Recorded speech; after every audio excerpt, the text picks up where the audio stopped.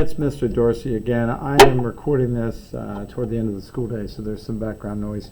I apologize for that if you hear any of it, but I want to make sure that parents and students had a little information for this if they need to know how to do it. These are inequalities. These are just like one-step equations, except you have a greater than or equal to sign in this one, greater than sign in this one, greater than or equal to sign in this one, less than or equal to sign in this one, less than sign in this one, less than sign in this one. Students were assigned this as classwork and should have finished it in class, but in case they didn't, or in case they decide they want to know how to do them because they were confused, I'm going to go ahead and do it here. I'm just going to rewrite all of this. The reason that the number line is in here is because they should graph the answer when they're done. And the answer to an inequality is more than 1 point. There's going to be an area on the number line that is represented. Case in point. Well, I'll show you in just a moment. The back side of this page actually has the solutions for the graphing portion and what z is greater than or equal to when you get done. So let's try this. I'm just going to rewrite it. Negative 4 plus z is greater than or equal to 8. And because of the commutative property of addition, it does not matter if I write negative 4 plus z or z plus negative 4. I'm still adding negative 4 to z. So if you want to rewrite that so you see that, let's do that. The greater than or equal to sign stays. Now, because I'm adding a negative 4 to get rid of it so I get the z by itself, I need to subtract a negative 4 from both sides. Now, the problem here is, again, I like to divide these up.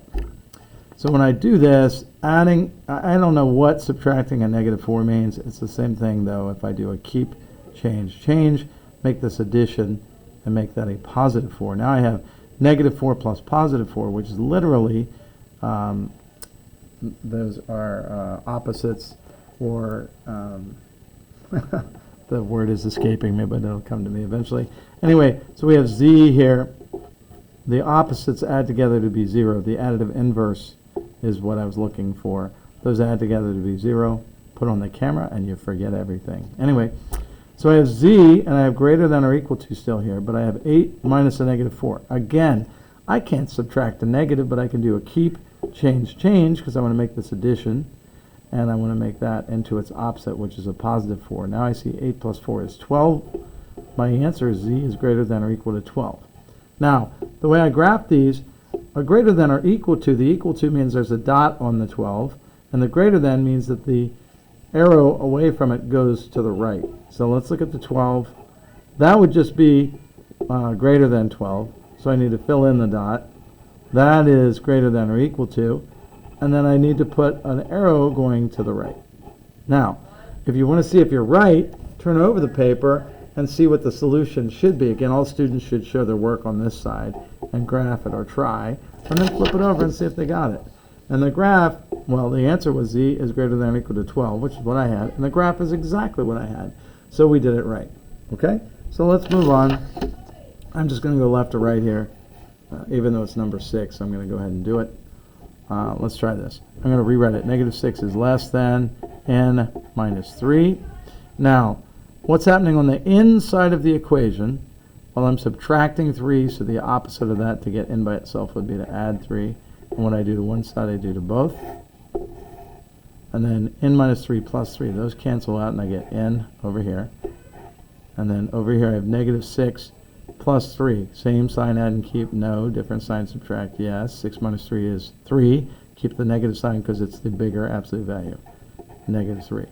So what this says is negative 3 is less than n, but from n's POV, point of view, n is greater than negative 3. So I go up here to negative 3, and I put a circle on negative 3 because it does not include, it's not equal to, so I can't put a solid dot. And n is greater than negative 3, which means I go this direction. Okay, let's see if we got that right. Hey, look at that, negative 3, and the arrow goes to the right. Cooking with gas. I'll do a couple more just for examples. Over here, we have a similar one where the variable's on the right, so it's going to be from the d's perspective, the variable's perspective. So let's see. Let's rewrite this. 15, sorry for the background noise, negative 2 plus d. 15 is greater than negative 2 plus d. So what that means is I'm adding a negative 2 to D. Again, that's the commutative property of addition. If you want to rewrite it, 15 is greater than D plus negative 2. So you see that. This is addition. If that were subtraction, I could not do that. But it's addition, so I can. So let's do this. Now, I'm adding a negative 2, so I must subtract negative 2 from both sides. And when I do that, I don't know how to do that, do I? I want to add its opposite. Keep, change, change. So instead of subtracting a negative 2, I'm adding a positive 2. This becomes 17. And over here, I want to add a positive 2. And those cancel because it's the additive inverse. Negative 2 plus positive 2 is 0. That is D. So from this is 17 is greater than D, which means D is less than 17. So I go to D.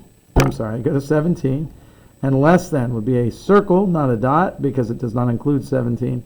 And it's less than, which means I'm going to the left. Let's take a look and see. Should be a circle and going to the left on that one. Hey, look at that. D is less than 17. I did it right. I'm going to do one more for your sake. Ready?